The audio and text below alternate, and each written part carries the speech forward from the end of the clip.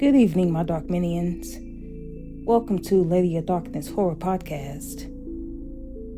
This evening, today's tale comes from the Creepypasta wiki called The Evil Twins Tale by the very talented author J Deschene. So without further ado, my dark minions, let's dive right in. Come a little closer, and we will begin.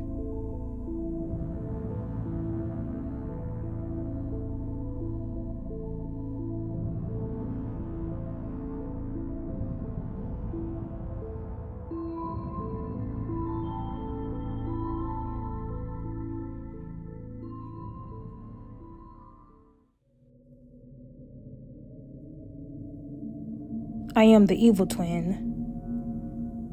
I had always thought that to be evil, you had to be really bad. Kill people, rob banks, kick homeless people, kidnap babies, felony shit. But apparently, that's not true. I guess it's much easier to be evil than I thought. In fact, it looks like evil is simply the opposite of good. It's not fair. It shouldn't be that easy to fall into such a stupid trap.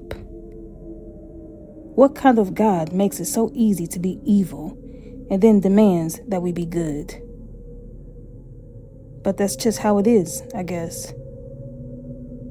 Nothing we can do to change it. It just has to be accepted. Just like so many things, it seems. My sister, Holly, was always the one who made her bed in the morning. I never did.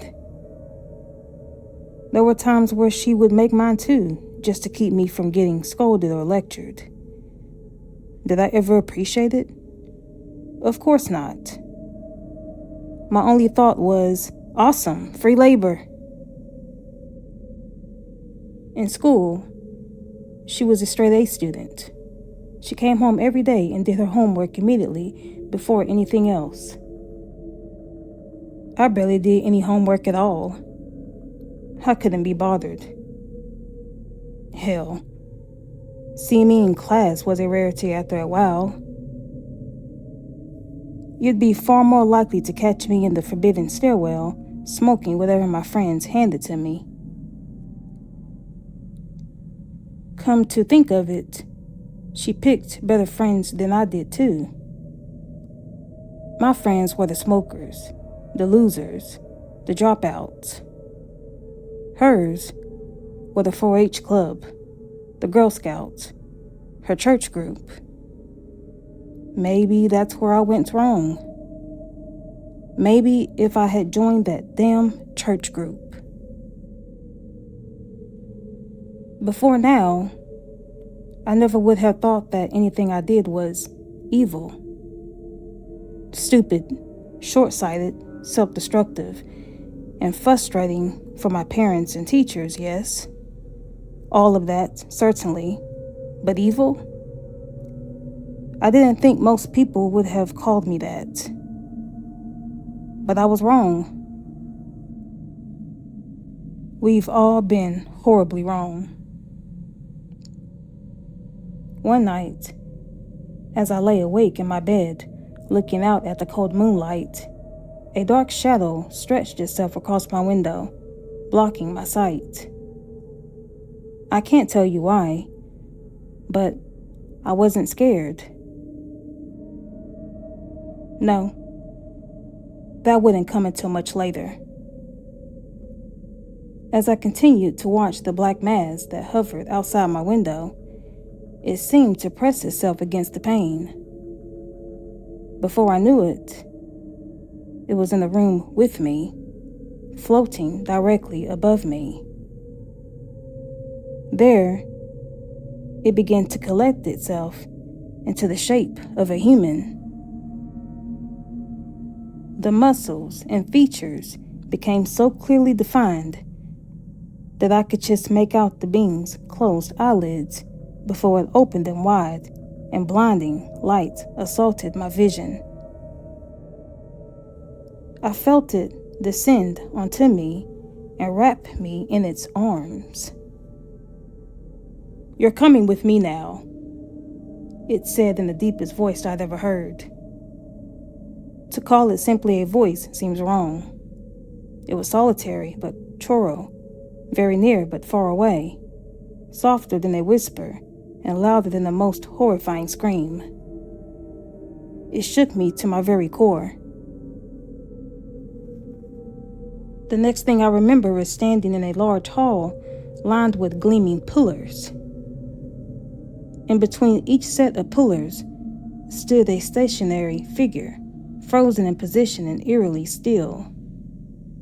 They came in all shapes, sizes, colors, ethnicities, genders.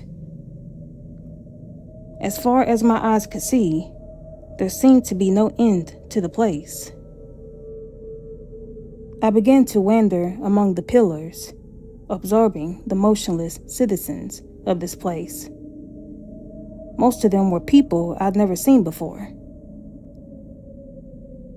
That is, until one in particular caught my eye. It was a little girl. She couldn't have been any more than 2 years old. A mop of blonde hair framed her cherubic face. She wore a spotless pink dress, and a teddy bear dangled from one of her hands. I knew who she was. I'd seen her on the news and in videos. She'd been missing for years. I began to speak to no one in particular. "Isn't that—" "Yes." I whirled around, seeing no one, but knowing I wasn't alone. "She is among the chosen," said the voice. It was the voice I'd heard in my bedroom. Once again, it sent a shockwave right through me. The memory of what I'd seen and felt came rushing back, bringing with it terror and confusion. "Who are you?" I demanded. "Where am I?" "Be calm, child," the voice said. "There has been an error." This was the last thing I expected to hear. "What are you talking about? Why can't I see you?" "Child," said the voice calmly, "tell me your name." Under normal circumstances, I would have refused this request, giving instead a long string of colorful curses. But in that moment, I felt compelled to obey.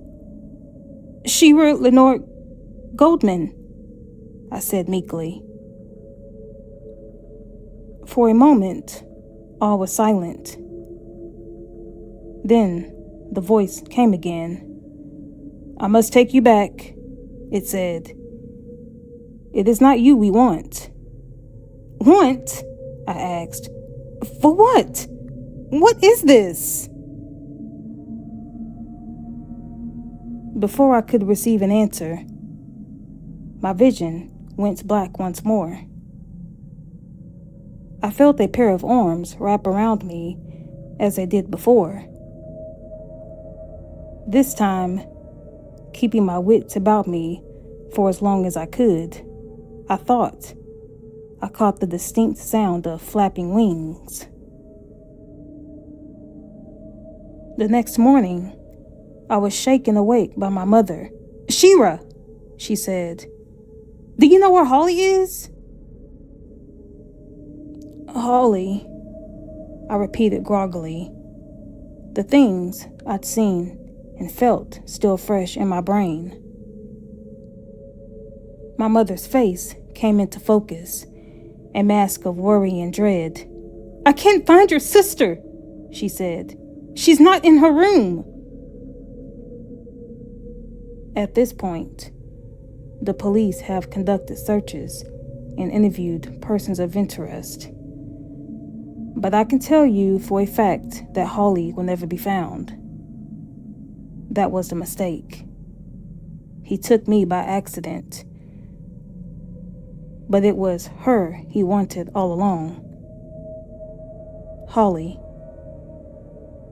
the good twin. The people he takes are the lucky ones.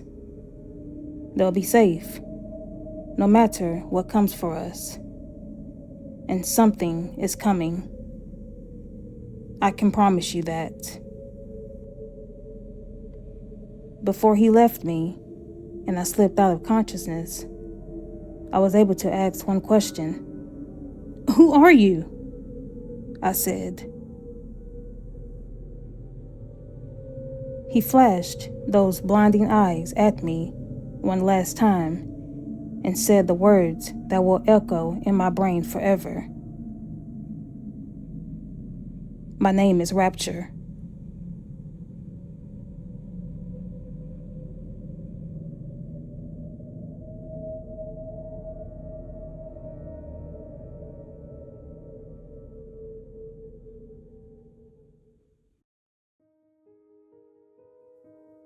I must say that this story gives a whole new meaning to the saying, evil twin, good twin. Holly seemed to have gotten away scot-free of any worries or troubles, and it looks like it would be like that for the rest of her days. But poor Shira, not so much, and not so lucky. What did you think of that one, my Dark Minions? Leave your thoughts below in the comment section, as I always enjoy reading what you have to say. And if you enjoyed this one, be sure to also hit that like button. But before I say my final farewell for tonight, I would like to give a special thank you of appreciation to all who support this channel. That is all of the time that I have with you this evening, my Dark Minions. Until next time, sweet dreams and farewell.